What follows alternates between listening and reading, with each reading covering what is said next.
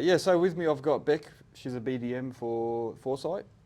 So we just wanted to have a quick chat just to see the enrolment process and how you go about that. Can you just give us a little bit? No problems. Just No a bit problems. So I've been working for the company for 10 years now. So my job is to speak to people about either career changes or about, like if they're already working within the industry to want to get tickets and licenses. Mainly my role and my colleague's role. I have Duncan as a part of our team as well, Yep. and then there's two people on the other side of town at our Laverton location. That's Mel and James. So our job is to go to different, say, job agencies or Centrelink or youth providers to speak to people who are potentially unemployed, who are looking at wanting to get into these industries. Yep. We, both businesses, Foresight Training and Arbitrum Training, have government contracts. So those government contracts enable us to access government funding to be able to get certain people who are eligible for the government funding tickets and licenses in certain industries. So we concentrate on 3 different industries. So we concentrate on civil construction, we concentrate on the arboriculture industry, and also the transport and logistics space. What usually happens is how I would sit down with someone if I was interviewing you to see whether you wanted a career change. Yeah, maybe. I would ask you, why would you like to do this program? Yep. You would say, potentially, I know that there's good money in civil construction.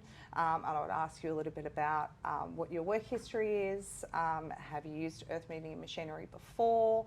And then we go through sort of an enrolment process like that. To be eligible for our programs, so say for instance our Cert 3 in civil construction, you just must be an Australian citizen or permanent resident, and it doesn't matter what the highest level of education is that you hold. Ah, okay. Okay. So if you've got like a degree or something already, it doesn't matter. Doesn't affect There's it? no upskilling requirements anymore. There used to be upskilling Yeah, requirements. I remember that in the past. So so now it's got to do with, are you an Australian citizen or permanent resident, and you must have not undertaken any more than 2 government subsidised course in that calendar year. Okay. It also is not dependent on how much money you have in the bank either. You don't need to have a concession card. You could be absolutely loaded. You can still come and do our Cert 3 civil construction program. So why I think that is there's so much need out there in that space. Yeah. So there's definitely a shortage. Yeah. Yeah, for sure. Definitely, So yeah. I was out in Pakenham yesterday. And there was trucks everywhere. There was earth moving machining everywhere. Yeah. Like it's just just crazy. So, Yeah. but so that's a little bit about like that that's the enrolment process. It usually takes 45 minutes. Then we go through a similar enrolment process that's got to do with our transport and logistics program. So with the transport and logistics program, it is a skill set course. So it's not a qualification, it's a skill set. Yep. Skill set's a little bit different. So you're allowed to undertake, once again, 2 government subsidised skill sets per year, and then also 2 government subsidised qualifications per year. So with the skill set, to be eligible for that transport and logistics, you get the option of either a forklift licence and an order picker licence, or a forklift licence and a HR truck licence, or medium rigid truck licence, or light rigid truck licence. Okay. With that, to be eligible for that program, you once again must be an Australian citizen or permanent resident, and also it's beneficial for you to have a concession card because there is a concessional fee that's on that. Yeah. So the concessional fee, if you're looking at the 2 options of the truck licence and the forklift licence, is $575.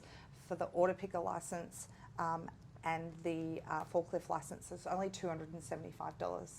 So it's a bit of a bargain. I wish I knew that earlier because I used to have employees and then I'd try and get them to get their truck license. Yeah. Because I wanted them to drive the tip trucks and Yeah. then I'd always have to pay for their courses Yeah. and it'd be like 11, 12, Yeah. $1,500. Yeah. And it's if there's government subsidised ones, then I should have done it. Yes, yeah, very much. I wish I knew earlier. Very much so. And then we do another skill set of our other business that's Arbitrum. Yep. So we train people obviously to become qualified arborists, but we do an entry-level program that's called our basic tree worker skill set. That one, once again, to be eligible, you need to be an Australian citizen or permanent resident. And if you hold a concession card, it's only $70, no, $80, sorry, for the program. If you Yep. don't hold a concession card, it's only $400 for the program. But what you get out of it is your chainsaw ticket, your chipper ticket, your traffic, and your first aid. And then we can bundle in another skill set that's called our chemical skill set. And the chemical skill set is for free.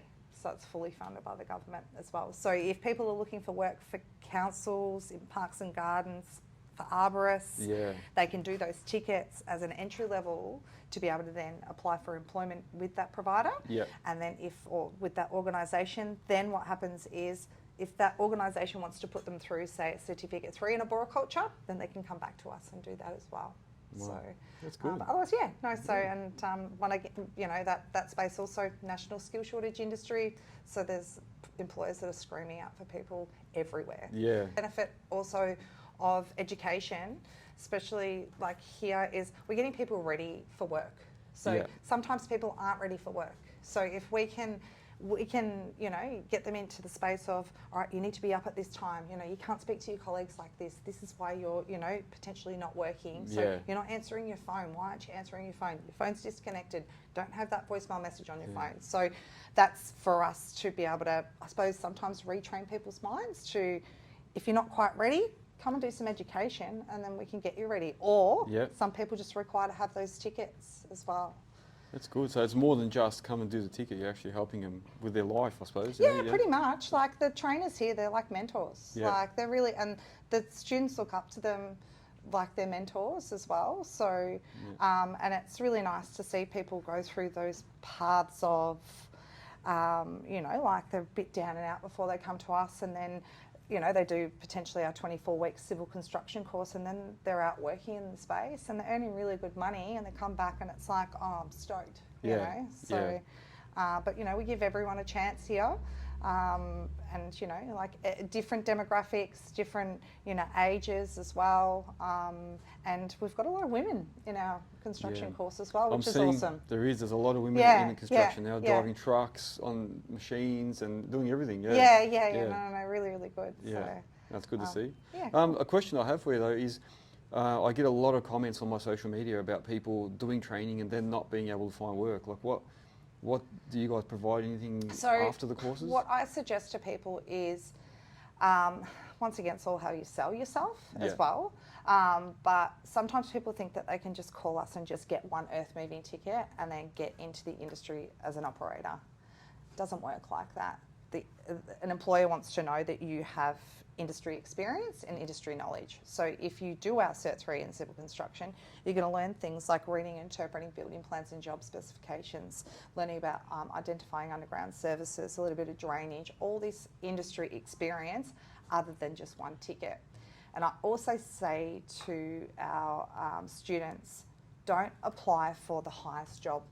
Apply for the labouring role, get yourself your foot in the door and then work your way up. So potentially somebody might be sick that's operating the excavator that day. If you've got a ticket, you potentially can jump on that machine. So it's the same as with the logistics and the warehousing industry. Employers want experienced forklift operators. Yeah. So, and how do you get experience?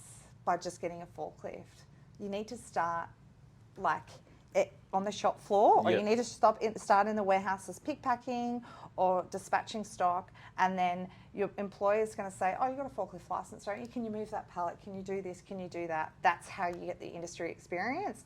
And also, don't go in there saying, oh, I've only just done this. Go in and say, oh, actually, I've just been operating for three months. I've been out on machines. I've been operating this machine, blah, blah, blah. You don't have to, it's all how you sell yourself. It is. So, it's the way you paint the picture. so Yeah, that's exactly, right. Yeah, exactly. Yeah. Exactly. Oh, I agree. That's good. That's what I've been recommending to people as well. Yeah. It's how you sell yourself, and I think what you said, starting as like a labourer, just on site watching people work and what they do, and then actually spotting for machines and doing things. You actually learn why they're doing that, so that when you go in the machine, you understand what's required, what they want. Absolutely, and the spotting's just as important as the operator Yeah. as well, because it's a very dangerous industry. Yeah. But it's like, it's even if you start in traffic and you work your way up, like there's always ways and means to be able Yeah. to get in. So it's like, and you just have to keep on applying and not be scared to talk to people. So, you Yeah. know, like there's different ways of applying, and applying for employment as well. I think even social media is quite big for Yeah. applying for employment. Yes. Yeah. So I've had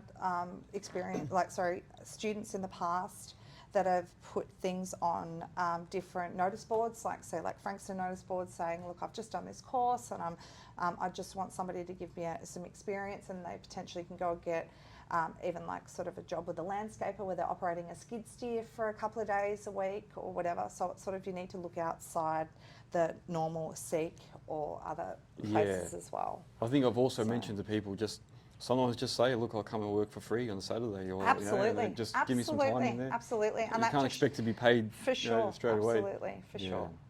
Well, thank you for 100%. sharing that information. Yeah. No problems. All good. Thank you. All right. Okay. Yeah.